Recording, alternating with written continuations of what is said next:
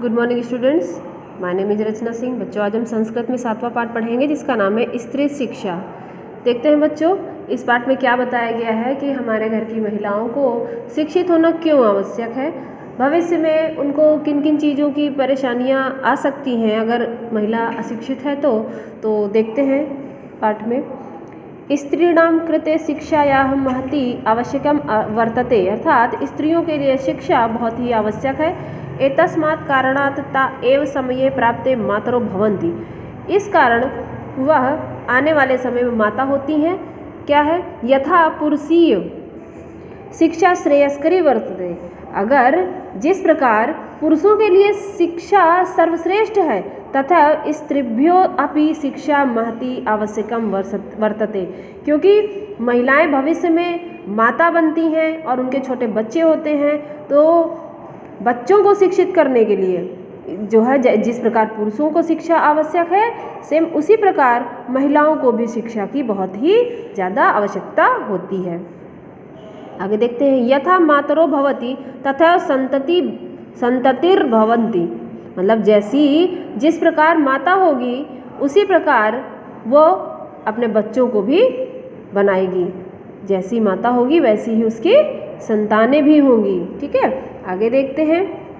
यदि मातरो अशिक्षिता विद्याशून्याः कर्तव्यज्ञानहीनाश्च सन्ति तर्हि पुत्राः पुत्राश्च तथैव विद्याग्रस्ताः कुशलतारहिताः च भविष्यन्ति, अर्थात यदि माता अशिक्षित, विद्याशून्य या विद्याहीन और कर्तव्यहीन होती है तो वैसे ही पुत्र और पुत्रियों को भी विद्या से ग्रसित और कुशल, मतलब उसी प्रकार से उनके पुत्र और पुत्रियां भी विद्या से ग्रसित और कुशलता से रहित होंगे। ठीक है, आगे देखते हैं।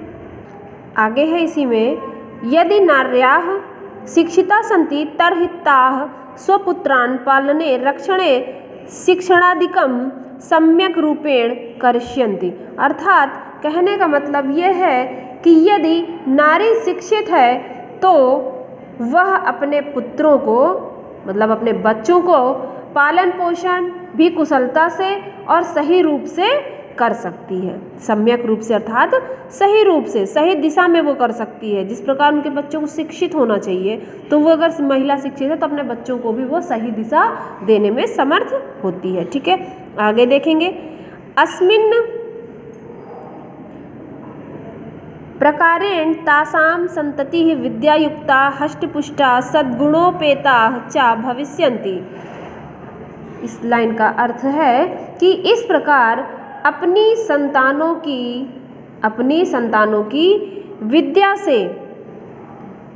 से युक्त, हष्टपुष्ट और सद्गुणों से संपन्न कर बच्चों का पालन पोषण उनका भविष्य बनाएगी। कैसे? इस प्रकार से महिला अपने बच्चों को, संतान को विद्या से युक्त बनाएगी, हष्टपुष्ट अर्थात चुस्त दुरुस्त, सद्गुणों से संपन्न उनका भविष्य बनाएगी, भविष्य में उनको सद्गुण से परिपूर्ण करेगी। आगे देखते हैं। ऐत एव महानिर्वाण तंत्रे अप्युमस्ति कन्या अप्ययो लालनीया शिक्षणीया प्रयत्नतः, अर्थात इसलिए कन्या के भविष्य को देखते हुए उसके भविष्य का निर्माण आगे देखते हुए कि वो अपने भविष्य का निर्माण आगे किस प्रकार से करेगी, उसको देखते हुए हमें क्या करना चाहिए? कैसे भी प्रयत्न करके कन्या को शिक्षित करना चाहिए। ठीक है, आगे देखते हैं। आगे है इसी में, विवाहे संजाते कन्याः एव गृहस्थाश्रमे प्रविशन्ति, अर्थात विवाह के पश्चात कन्या ही गृहस्थ आश्रम में प्रवेश करती है। यदि विद्वान पुरुषस्य स्त्री विद्याशून्या भवति विद्यायाः अभावात् स्त्री स्वकीयं कर्तव्यं न जानाति, अर्थात यदि विद्वान पुरुष के साथ विद्या शून्य स्त्री होती है तो विद्या के अभाव में स्त्री स्वयं के कर्तव्यों को नहीं जान पाती।